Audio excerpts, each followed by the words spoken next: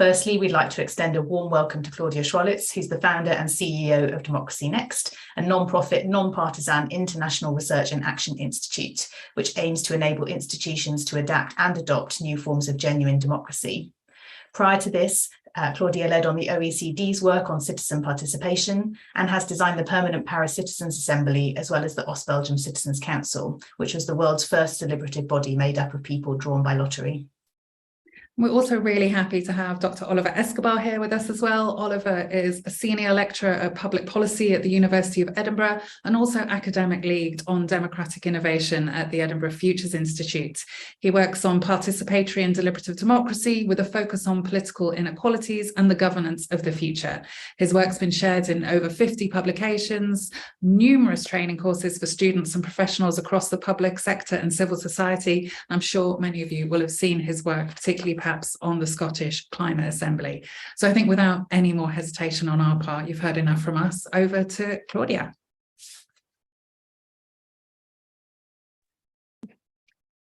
Yes, thanks very much for those introductions. I don't know, I suppose as a starting point to this topic, perhaps I explain a tiny bit of my journey to looking into institutionalization of deliberative processes. So I suppose we're I don't know, for the context of this, should I be defining as well what we mean by representative deliberative processes? Because, okay. Taking a bit of guidance from our moderators, so that we're on the same page as a starting point. What I'm talking about here, and I think what we'll talk about in the context of this with Oliver as well, obviously, is the sorts of processes where there's a broadly representative group of people who are convened through a random selection process and stratification to be broadly representative of society when it comes to things like gender, age, geography, socioeconomic status, and this group of people is tasked with solving some form of policy or political problem. And to be able to do this, they're usually given numerous days spread out over numerous months to be able to grapple with the evidence, to hear from experts, to hear from stakeholders, to listen to one another, and then do the really hard work of trying to find common ground on shared recommendations for addressing that kind of policy problem. And so my way into this whole world actually started around 10 years ago when I was looking into populism and trying to understand the extent to which people's disillusionment with politics, with the system, was driving people towards populist parties. Now, without going too far into that research and so on, just to say that that political dimension, I'm still convinced is a large part of that deeper underlying trend. And if that's the case, it's never going to be just top-down policies on the economy or anything else that really actually gets to people's sense of feeling like they don't have agency or the capacity to be really changing the decisions that are affecting their lives. And so it's been now 10 years that I've been researching deliberative democracy in different ways. I started off by looking at democratic innovation much more broadly, but I really felt like deliberative democracy, citizens' assemblies, citizens' juries were something that is getting to the heart of the deeper underlying drivers of the problems we have in democracy and are not just addressing some of the symptoms of that problem. And while I was at the OECD, so about 5 years ago, I established and then was leading the OECD's work on the future of democracy, innovative citizen participation.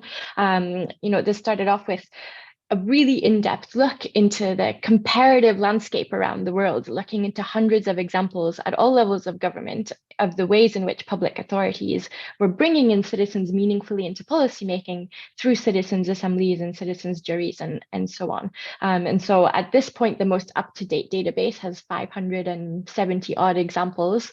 And on the basis of that, with the team that I had worked with there, and also working with an international network of practitioners and policymakers and government officials, we developed a set of OECD good practice principles, because there's a huge amount of evidence of what needs to be in place for this to work and be successful, in the sense of leading to well thought through, effective recommendations that could be implemented that consider all the difficult trade-offs involved, but is also done in a way that's democratic.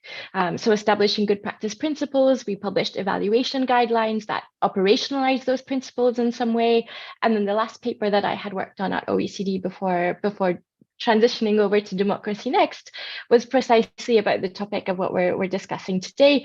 It's called 8 Ways to Institutionalize Deliberative Democracy. And beyond that, I was also personally involved. I mean, I wasn't the only person, because the introduction made it seem as though I was, but I really was not part of a group of people involved in designing the model in Belgium, in Paris, and actually the recently announced Permanent Citizens Assembly for Climate in Brussels. So I'm happy to dive into that a bit as well. And perhaps just to end this small introduction, so you have a sense of things of, why did I also leave the OECD and start Democracy Next? It really came actually from doing all of this in-depth work and research into citizens' assemblies, and also seeing how over and over again we create these really amazing and democratic conditions for people to be able to grapple with complex issues, find common ground on them, and then those propositions keep getting put back into a political system, which has another set of incentives around short-termism and political party financing and campaign financing and the short-termism of it all. And a lot of those recommendations end up getting watered down or ignored completely, and not for scientific or evidence-based reasons, but purely for the kind of political reasons that are some of the problems I think we're facing in democracy today. And so it feels to me like this approach of just adding them on to this system as a complement or something that might even reinforce the system we have today is not really working at trying to solve those deeper democratic issues that we have today.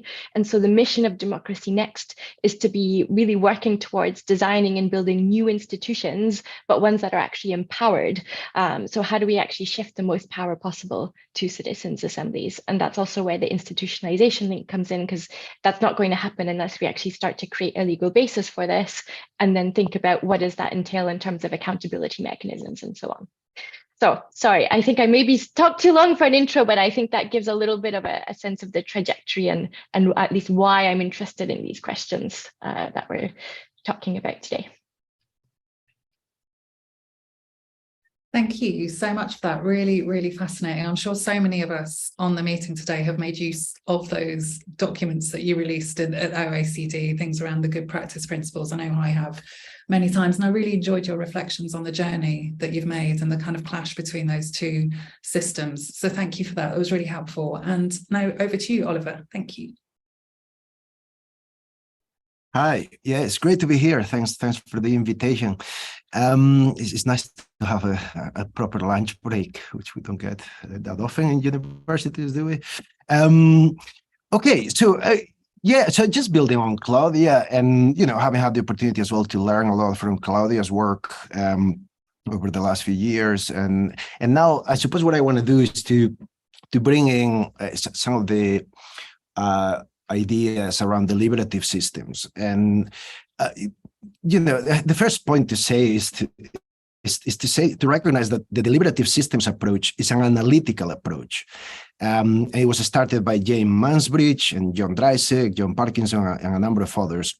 And it provides a way of looking at the world that can help to inform research and practice. So it has a practical application, but it is an analytical concept. And it all starts from recognizing the basics, which is the deliberation is a form of communication rather than a particular type of process, right? It's a form of communication that can happen in all kinds of places and contexts. It's a form of communication that invites us to engage with each other with an open mind in order to make sense of the world around us, and to offer reasons to justify our positions, and to offer reasons that might be accepted by others. That means reasons that are public reasons that appeal to the common good, rather than self-interest, selfishness, private interests, and so on. The reason this matters is because deliberative theory is, above all, is a theory to try and put a check on domination and on power abuses and on the exercise of power that is coercive and restrictive. And the point of the deliberative systems approach is to appreciate that deliberation happens in all kinds of spaces across society. And for understandable reasons, we've been focusing a lot on things like mini publics, like assemblies, juries, consensus conferences, and so on. It's a large family of democratic innovations.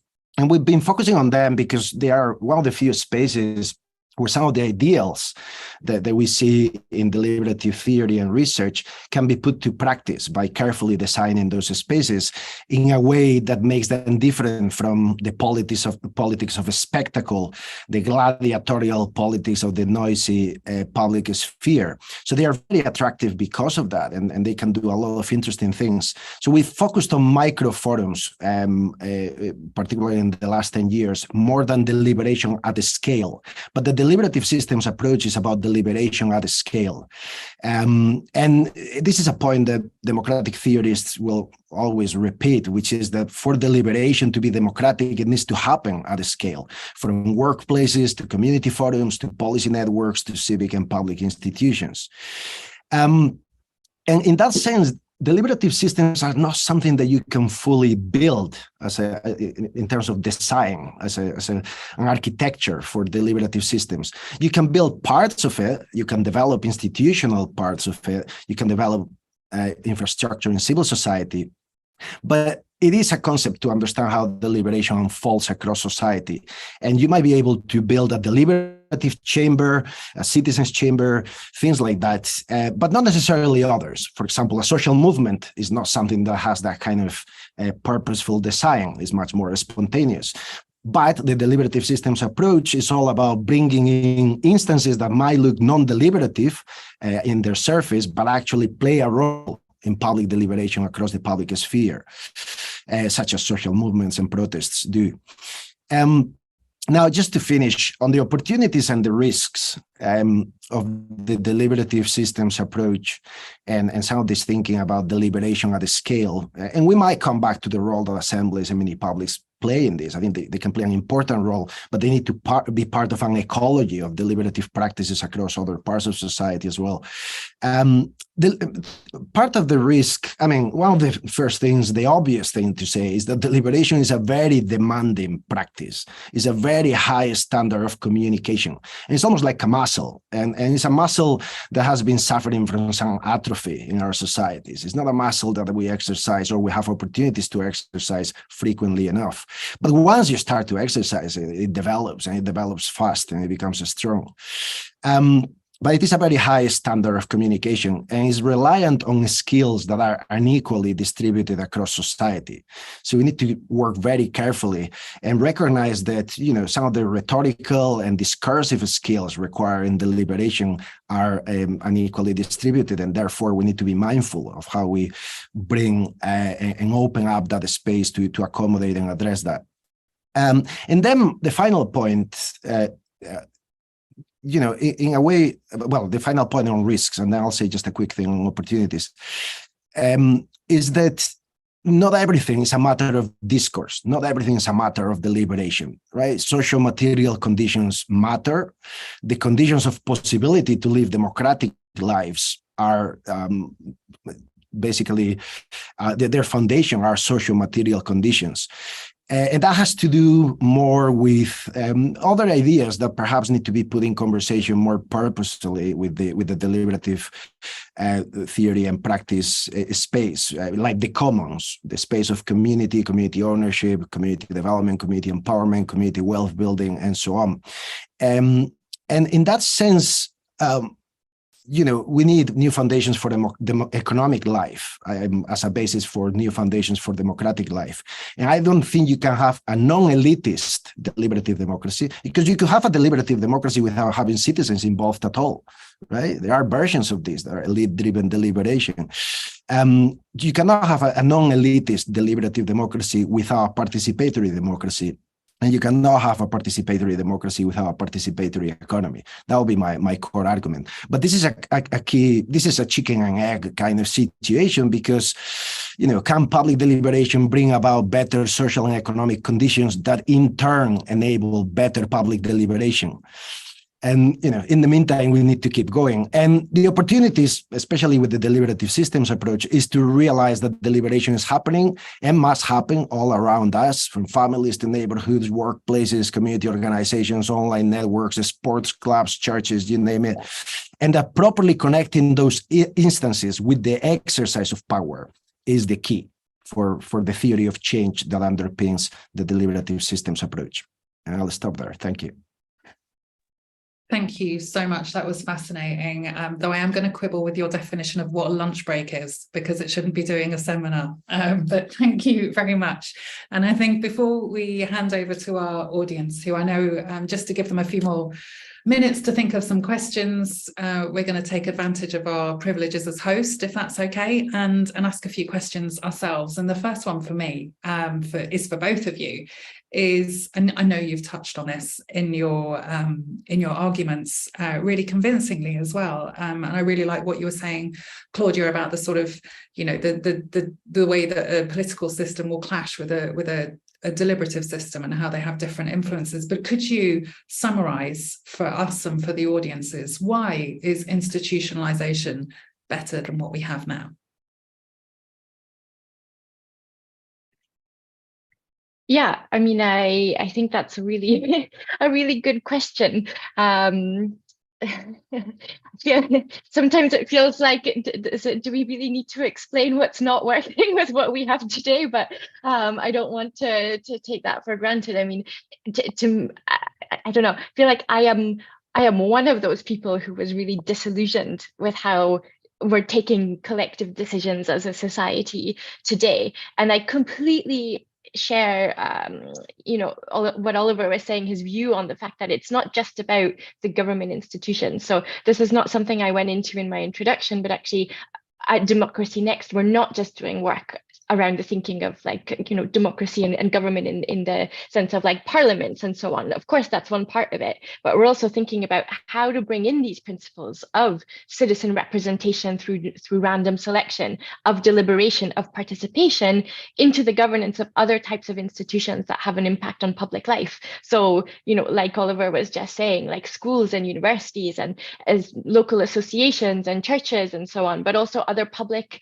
institutions like public banks, central banks, you know, public galleries and museums, which are also public spaces. So really actually doing this thinking in this broader way, because I think that that's actually a key part of how the more systemic change happens. And I think we need to actually be making better connections and bridges between those worlds of kind of new economic thinking, perhaps participatory democracy and participatory economy, because I think there's been a lot of really, really deep thinking going on around the commons, around shared ownership.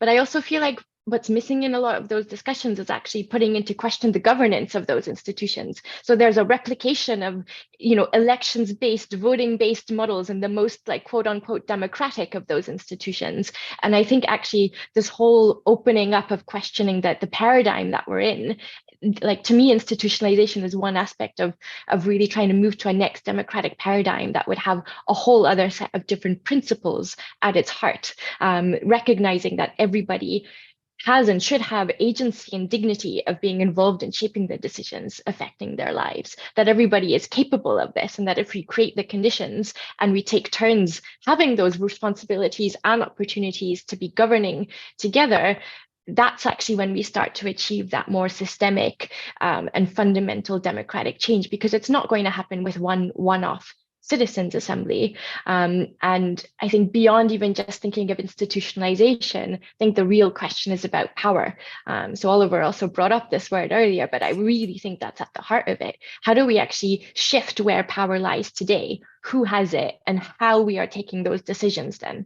Both of those aspects, I think, are at the core of what really drives my work and my thinking on this, and the work that we're doing at Democracy Next, and also in collaboration with many others. I mean, I have a lot of humility in what Oliver was saying earlier. I've learned a huge amount from the work that he's been doing on democratic innovation for a long time too.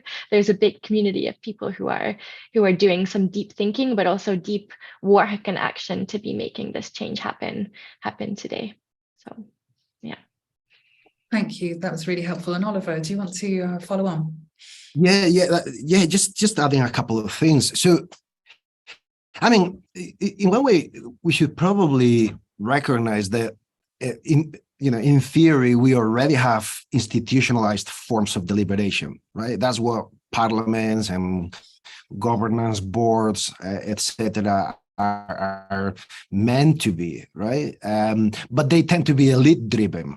And this is one of the things, I mean, without getting too much into the terminology, but the version of deliberative democracy that is capturing people in nature is really a blend between, but I leave that there just in case there are some deliberative nerds that want to pick this up for the Q&A.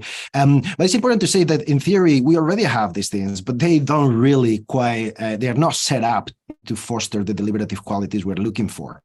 And in some ways, I sometimes prefer the term embedding rather than institutionalizing, which is a term that Sonia Busu and others have been playing with, and I find it more capacious and useful. I mean, the obvious risk of a lack of institutionalization is that things like mini publics, things like assemblies, might be used ad hoc in manipulative ways without stability and permanence that might give them legitimacy, learning, impact. So that's one of the risks of not making things more embedded or more institutionalized. But then, and this is my final point on this, we also need to differentiate two sides of institutionalization. One thing is institutionalization as in bringing in democratic innovations, new participatory and deliberative processes into old institutions. And there's a lot of that happening. And there are, of course, the usual risks of co-optation, incorporation, etc. And the other type of institutionalization is when you are actually creating new institutions, developing new institutions, new spaces that will work alongside, usually in a system of checks and balances with other institutions, perhaps traditional institutions. So those sides are important to differentiate, because then that also means that we stop thinking of institutions as state-led. We need to start to be again bringing back the commons into this, right? We've spent the last century trapped in this binary between the state and the market, these two constructs, and we've forgotten about the commons, which is the 2 billion people around the world owe their subsistence to all kinds of environmental commons, fisheries, forests, etc. And we have a lot to learn from the traditional commons and the new commons that emerge in the digital space, in energy spaces, etc. So to me, the commons is the thing that is going to rebalance and disrupt the duopoly of a state and market. And to me, these new institutions need to be in between the state and the commons. And there are interesting models emerging, like public commons partnerships. And I think the institutions of the future, the new institutions of the institutionalization two sides, will be those hybrids, and they do not need to be state-led. And that's why I'm okay with the word institution, as long as we recognize that it's not just about traditional institutions, but also the new ones. Sorry, that took a bit longer than No, it was not at all. Really fascinating. Yeah. I'm going to hand over to Kerry, I think, for the next question. Yeah, and in some ways, I think both of you started to trend into the question I wanted to pick up with you, actually, which was around what does implementation of institutionalization or maybe more embedding kind of look like? And I think you both started to pick up on that in terms of some of the principles that might need to be reflected in institutional kind of structures and modes of operation, how we work with kind of old institutions, but also where the space for new is. So I suppose if you could both add to that a bit by reflecting a bit on what else you think needs to be in place for this to work, this being forms of institutionalization or embedding in the ways that you're describing. What do you think we need? Oliver, do you want to start having a go at that? Yeah, I'll keep it a bit shorter and leave space for Claudia. I mean, there are practical things that can be done, right? Traditional institutions could develop their own deliberative audits to try and assess to what extent they are fulfilling deliberative functions and producing deliberative democratic goods, and whether they are bridging public deliberation out there across society into their own work and how they are doing all of that. So these kind of practical things can be done.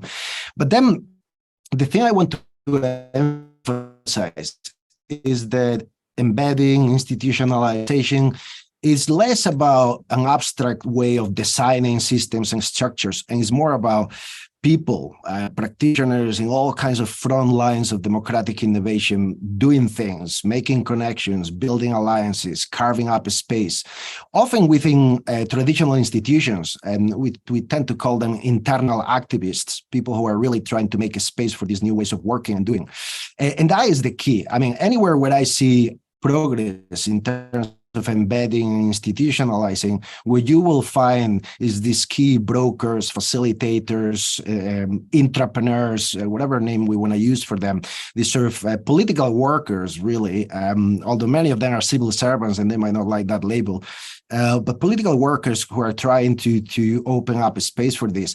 And the change, and I don't have research yet to sort of back this, but this is an intuition that comes from having research with practitioners for many years. There are points I see a few key practitioners, people trying to change things, and you see them spread across a particular system or structure. And if they are in isolation, it can be a real struggle. But when they begin to connect across the boundaries of those organizations, then you go from a critical mess to a critical mass. And that's the moment when windows of opportunity emerge for systems change.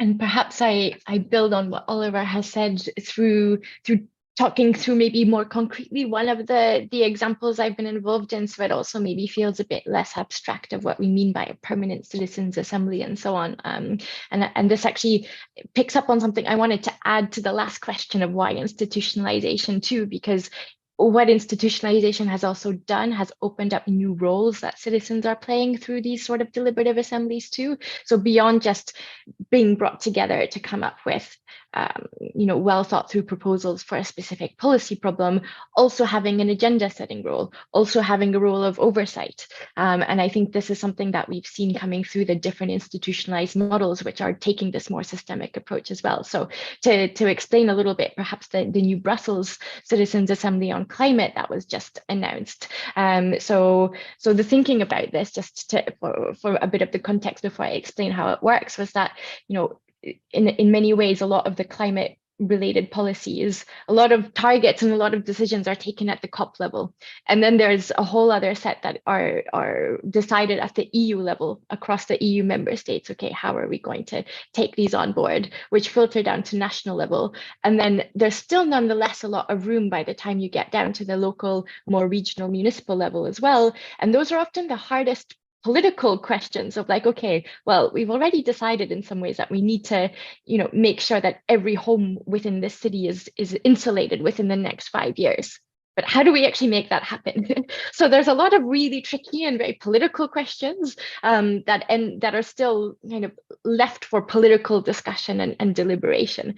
And so the thinking of wanting to have a permanent citizens assembly for climate was the fact that, first of all, climate is an issue that really affects everyone, that there's going to be these ongoing political issues that are there on a recurring basis. And so having one-off climate assembly is not really a sort of solution to this, even though we've seen that kind of approach taken elsewhere. And so the environment minister wanted to have something that actually brought in citizens on a regular and ongoing basis to be deliberating on all sorts of different climate related issues.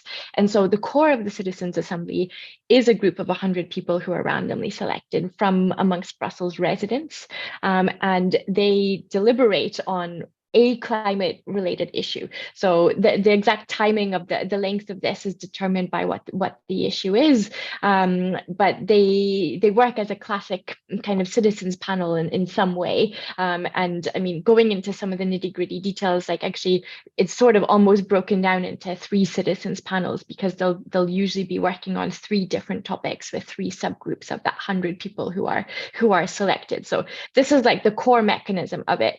But I think, and this then gets fed back into the policy-making cycle around climate-related decision-making in the government of Brussels. But what's interesting is that in this first instance, to get it started, it was the Environment Ministry that has decided on what are the issues that will be put to the first citizens panels. But in the next iteration, it'll be a random selection of 25 people who were part of that first 100 people who will decide on the agenda for the next cycle. And this will be the case in the future. So it creates this ongoing sort of feedback loop between citizens actually deciding what are the issues that should be on the agenda, other citizens coming up with the policy proposals for how to implement them, and then that smaller group of the 25 also playing this sort of oversight role of making sure, okay, in that previous round though, what is actually happening? So it also builds in a bit of this accountability mechanism. And on top of that, there's also a special function for in times of kind of climate related crisis. So if there's flooding, for instance, there's a way to be able to very quickly convene people from amongst the previous citizens assembly members who've already understood how this process works, already have some minimal level of information and understanding of the issue, so would be able to jump in and deliberate a lot more quickly. So obviously in a first instance, that's a very small pool of people, but the idea with this being permanent and embedded means that over time, that group will grow a lot. And so it actually opens up over time how this functions. So, I mean, I'm giving the kind of broad lines of it here. There's also a detailed report that's available that really goes into the nitty gritty of how all of this will function. But just to give maybe a little bit more of a sense of what we mean by permanent, but also opening up, I think, these different kinds of roles that citizens are playing in the policymaking process because of that. Absolutely. Thank you. Thank you both for that. There's so many good questions coming through on the chat. We're going to go to them. Suzanne and I will just have to park our lines of inquiry because there's too much good stuff here. So I'm going to start with a question from Jess Hall, which picks up on a conversation you guys were starting around the interrelationship between forms of institutionalization and other forms of participation or kind of citizen assemblage. So the question is about how do deliberative processes, for example, in many publics, connect or conflict with other forms of democratic engagement, such as participatory and direct models of democracy or community wealth building? So who would like to have a go at that one first? I'm happy to have a quick go. So that only becomes a problem if we think of these things as models. And this is one of my hopes is that in a few years' time we'll be talking about democracy without qualifiers, right? So we don't need to say participatory democracy, deliberative democracy, electoral democracy, radical democracy, agonistic democracy, and so on and so forth. And for me, the way around that, and what I'm trying to do just now in some writing I'm doing, is to try and boil it down to some of the core constitutive practices of democracy. And amongst those is deliberation. And in that sense, deliberation is compatible with community wealth building. We have an emerging community wealth building program in Scotland. There's a lot that needs to be done to support deliberative work within that, as with many other spaces in the commons and community governance in general, but it is totally compatible. Now, when it comes to processes, certain processes and the role of mini publics versus, say, a referendum, well, in practice, we've seen how this can be combined productively. We've seen it in Ireland, we've seen it in Canada, we've seen it in other places. So once you start to think from the perspective of practices, these things become more compatible than it seems if you're building from theoretical models of democracy. That will be my quick answer. I know there are another 26 questions, so I'll stop there.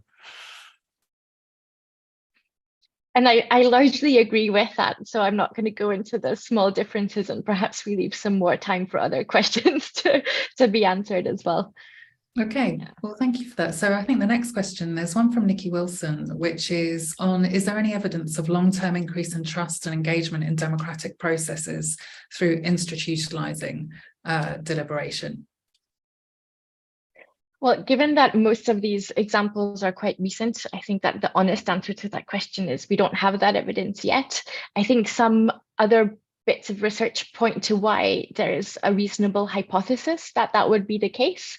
But I think we also need to be honest here about what research and evidence exists on these questions. I mean, there is interesting research in the places where there have been kind of models or deliberative practices happening in an ongoing way, like for instance in Oregon with the Citizens Initiative Review, which is over a decade that this has been in place. So like John Gastel and his colleagues have done some more longitudinal research about the effects on people's political efficacy.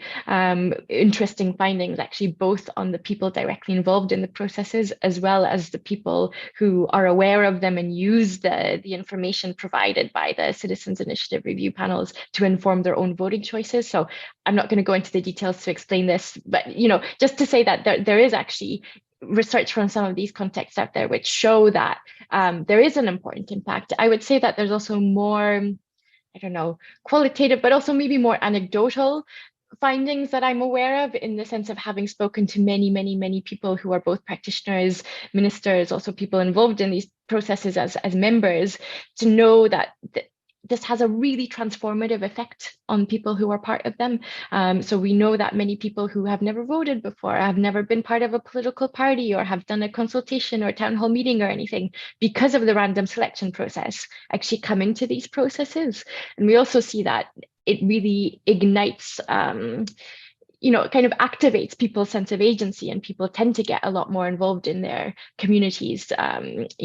If you watch actually the documentary of the French Citizens Convention with the 150 people that were part of it, I think it's really powerful, because every single one of them has some story about how this process and being part of it has transformed their lives, whether it's because they decided to change jobs because of it, because they started a new local association on these issues in their local community. There's all sorts of these sort of things that happen, which I think are the foundational kind of evidence that we have about the potential power of what could be if everybody could be part of something like this at one point in their lives. Because I think that's also part of the limits of these things happening in an ad hoc and one-off way, that the overall societal impact on trust and on anything else is limited. And I think it's only with institutionalizing and making this a common practice, not just for government, but in workplaces and in schools and in everything else we talked about, that's when the potential for impact on trust and real transformation on society and democracy is possible. Thank you. And Oliver? If I may add just super quick on that, because we need to, I mean, it's really difficult to do research on this, and you can do it around a specific instance, and we've done it around assemblies, and there's a lot of the time we're doing that kind of research, and it's indicative of potential for building trust. But the challenge, though, is that until these types of democratic innovations enter the public imagination at large, it's always really difficult to do research, because you need to not just ask people about these things, but also explain what they are as you're doing the research, right? Because most people will not have heard of them. So that presents a number of research challenges. So that's one thing. And the other thing is that, yes, we need to keep researching to what extent people trust these new institutions, and whether this helps them to trust better older institutions. So that's one thing, and that's fine, and that's important. But the game changer really is to do research on, how our institutions do not trust people, and because that's the real block for democratic innovation to advance: the mistrust, the construction of the public, and the narratives about citizens that have dominated the political imagination of many of our elites, and the image that people have of the citizen and the public, and what those can be and contribute. And until that changes, so the real trust focus should be the other way around, to make this agenda transformative. Thank you. That's such a good point. I fully agree. Yeah, we should all try and find some funding to do that research, because it needs to be done. One question we do want to come to, particularly because it came in via email as well, is about whether these approaches, institutionalizing deliberation, is suitable for all geographies. There's a kind of concern that some of the kind of conversation has focused on, European or American, Canada, but whether it's suitable for everywhere and everyone.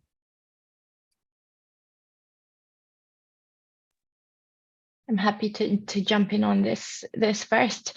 I think there's a few aspects to answering that question. I mean, I think first of all, and this is where the distinguishing between what is deliberation and what are citizens' assemblies and these forms of deliberative democracy are two different things. And I think we have a huge amount of evidence from all sorts of cultures, all different points in history, of deliberation itself actually being a very commonly shared democratic practice. And so I really have a deep belief actually in this principle of deliberation being something that is not limited to any kind of geography or that can or should be. I think what we have less evidence about are when deliberation gets combined with sortition, so around the random selection of people. So we have a huge number of examples in OECD countries. When we were doing the research at OECD, we were not intentionally limiting it to those countries, but I think all but 7 examples ended up coming from those countries. But that being the case, that there needed to be at least 3 criteria in common for them to be in that OECD study. So they had to have the sortition with random selection stratification, a minimum of 1 full day of deliberation, but also that it had to be initiated by a public authority who would then be able to actually act on or implement recommendations. So what we do have evidence on from outside of OECD countries, many countries in Africa especially, but also more increasingly in Latin America, are instances where not all of those 3 criteria are in place. And so often it's that link to public authority which is missing. So there's been a lot of initiatives started by civil society or by academia to see, is it possible to be deliberating in these other contexts, but without necessarily that link to a government who would be willing to take those into account. And I think those have been worthwhile for at least showing how it is possible to be doing deliberation, even in contexts also where literacy rates are very different, where poverty rates are very different. But I think there's actually a huge amount of research and questions that we don't necessarily have the answers to about how would you adapt the design of a citizens' assembly in a context where, people dominantly see their identity through a tribe, where poverty levels are completely different than what we have in most of Europe, So I think there's all sorts of other contextual questions that would certainly modify how one would do something like this while maintaining perhaps the same attachment to those core principles of democracy and deliberative democracy that one believes in, where I just think that we don't actually have a huge amount of evidence today.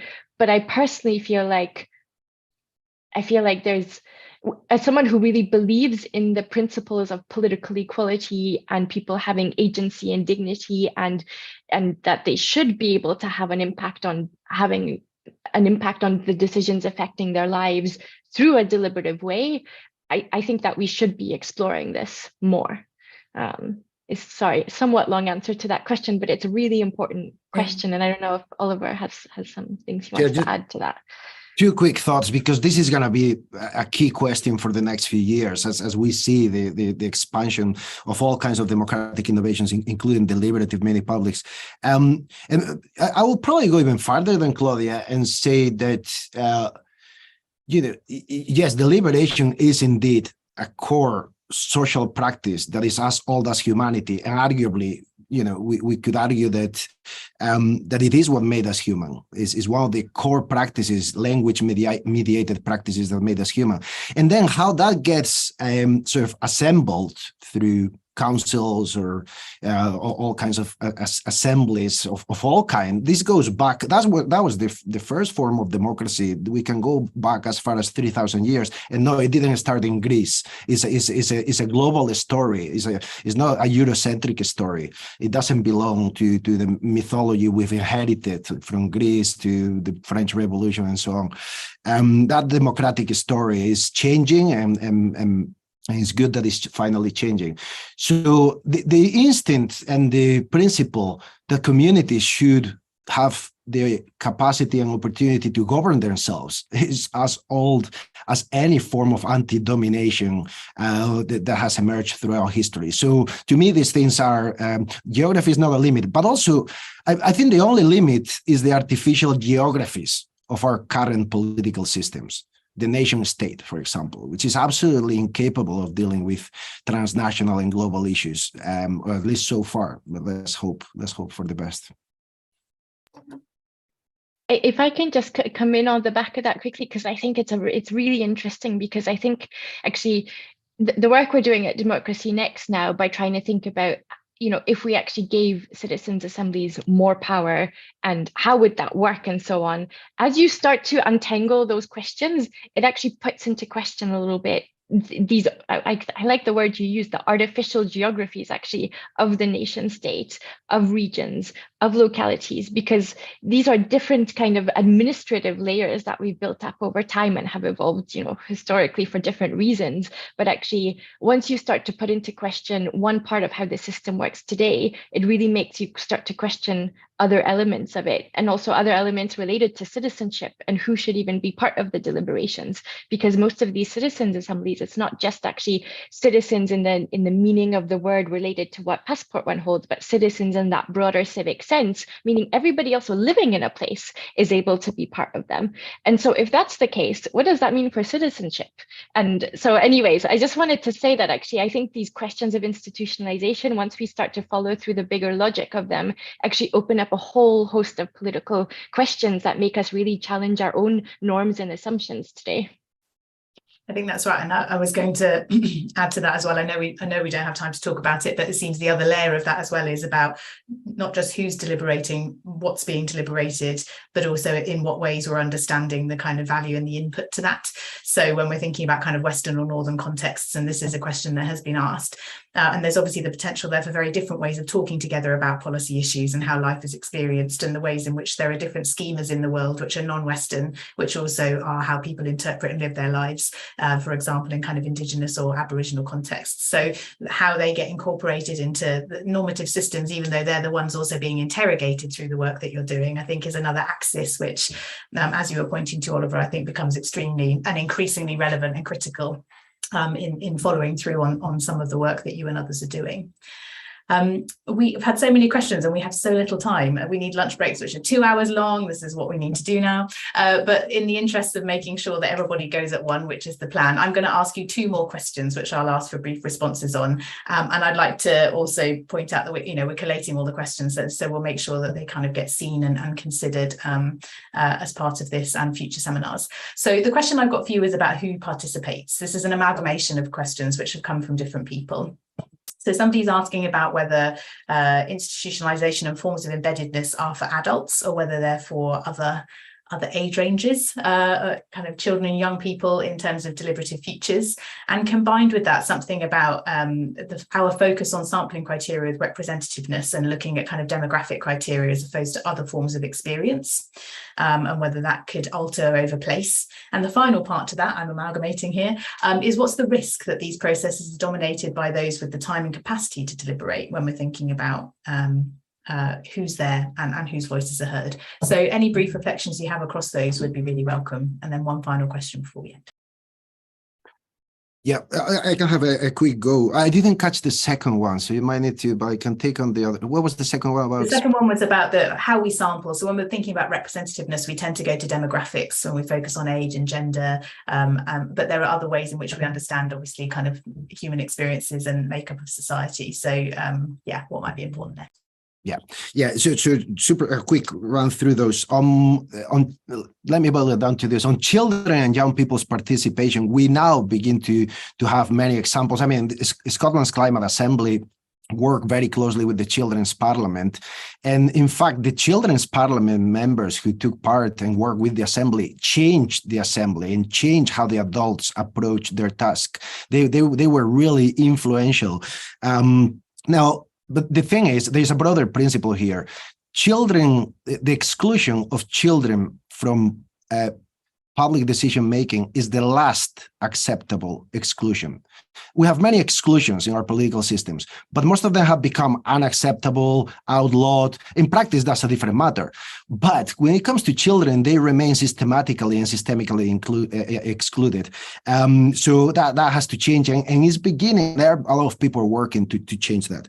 On the point of sampling, I think we in our processes, we always sample for both demographics and perspectives. So both demographic diversity and discursive diversity. I should say, this is a provocative point and we don't have time to get into it, but I don't think the strongest point of mini publics is the sampling. I think the strongest point is the cognitive diversity that you bring in rather than the mirroring argument of broader society. And then on domination, how to increase opportunities. Well, again, deliberation happens all around us. People deliberate in families, people deliberate in schools. There are more, once you start to look at that, there are more spaces than we think. But if we really wanted to make a massive difference, then we'll need to look at the point I made earlier, the social material conditions, because you cannot deliberate without a roof over your head or an empty stomach, in the same way that you cannot deliberate on a dead planet. So deliberative theory is going to have to come to grips with taking a bit more normative charge on some of these issues, and consider things like universal basic income, for example, things that guarantee a minimum level of subsistence so that people can live social, economic, and democratic lives.